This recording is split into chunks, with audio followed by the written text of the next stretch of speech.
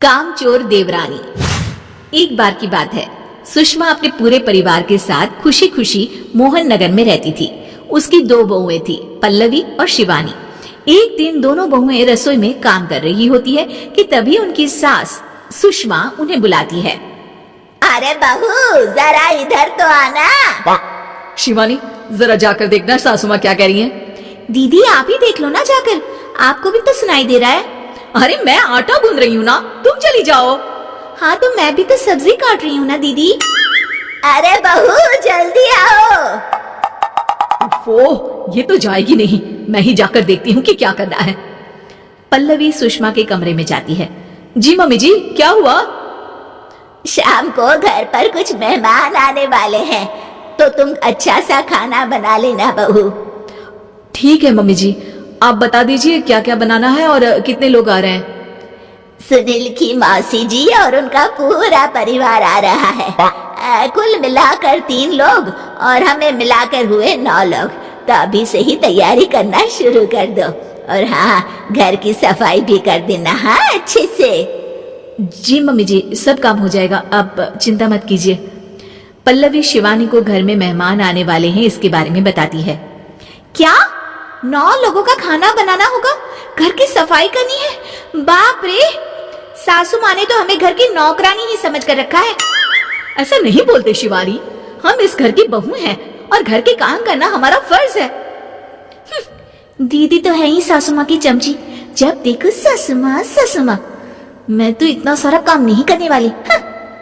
शिवानी कपड़े लेकर गमला साफ कर रही होती है और चक्कर आने का नाटक करने लगती है। मेरा सर चकरा रहा है। तभी वहां पल्लवी और सासू माँ जाते हैं। अरे बहू, क्या हो गया तुम्हें? मम्मी जी, बहुत तेज सर में दर्द हो रहा है। तुम एक काम करो शिवानी, आराम कर लो। नहीं नहीं दीदी, घर में मेहमान आने वाले हैं, मुझे आपकी मदद करनी चाहिए। अरे कोई बात नहीं शिवानी, तुम आराम कर लो, मैं सब काम कर लूंगी। ठीक है दीदी, अगर आप इतना कह रही हैं तो आराम कर लेती हूँ। शिवानी आराम से अपने कमरे में मैगजीन पढ़ रही होती है। इसे कहते हैं आराम की जिंदगी। इतना सारा काम। चलो सारा काम खत्म हो गया, शिवानी को देख आती हूँ। शिवानी अपने कमरे में ईयरफोन में गाने सुनते सुनते सो जाती है और उसके साइड में मैगजीन भी रखी होती है। पल्लवी वहां आ जाती है और वो सब देखती है। ओहो, तो मतलब सब काम चोरी का बहाना था। अभी बताती हूँ इसको। घर का सारा काम मुझे करना पड़ा और ये महारानी यहाँ मैगजीन पढ़ रही है, गाने सुन रही है। पल्लवी रसोई से एक प्लेट और चम्मच लेकर आती है और शिवानी को थाली बजाकर उठाने लगती है। शिवानी अचानक से उठती है। उठ गई महारानी, गाने भी सुन लिए, मैगजीन भी पढ़ ली। तुम तो बहुत बड़ी झूठी निकली शिवानी। तुमने सर दर्द का बहाना बनाया ताकि काम करने से बच सको। हाँ बनाया बहाना, तो क्या करती, इतने सारे काम करती। मुझे कोई शौक नहीं है चापलूसी का। क्या चापलूसी?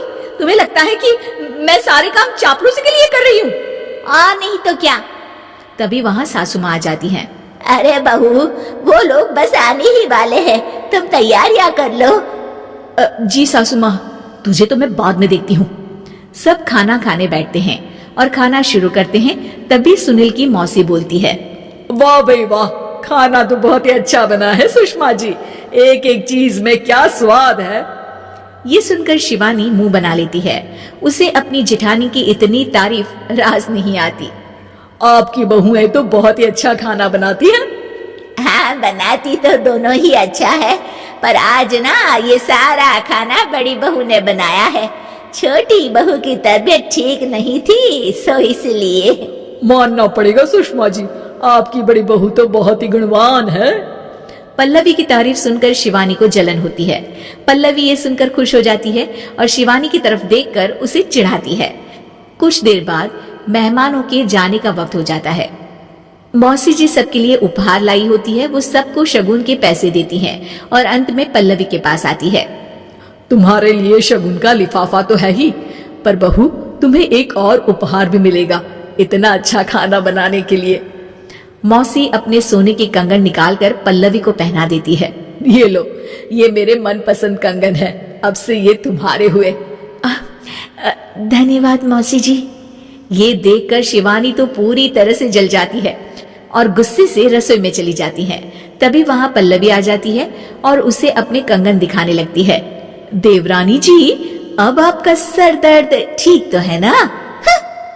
मुझे लगता है कि अब सर दर्द शुरू हो गया होगा आपका।